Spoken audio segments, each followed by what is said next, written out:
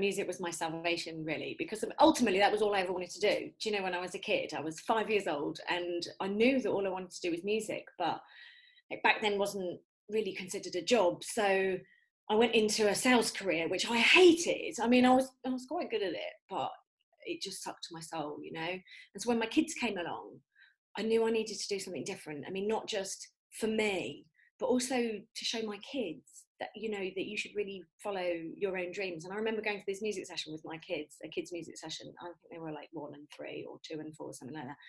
It was shocking. And I just remember sitting there going, I could do better than this.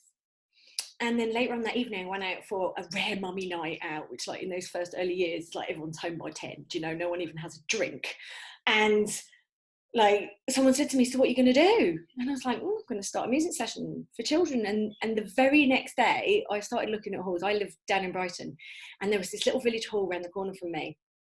And I printed up some dodgy leaflets, and that was it. Within a week or two, I started running music sessions for children, and that grew and grew and grew. And that was under the name of Tiny Tempo. And I did that for 6 years, you know, and it was just amazing, because the thing that it did, and it was put me back in touch with the part of myself that I'd forgotten, you know.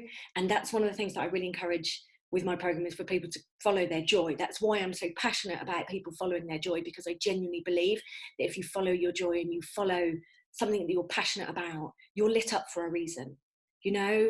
You're lit up, you're connected, that is your soul trying to tell you that that's connected to your purpose, you know.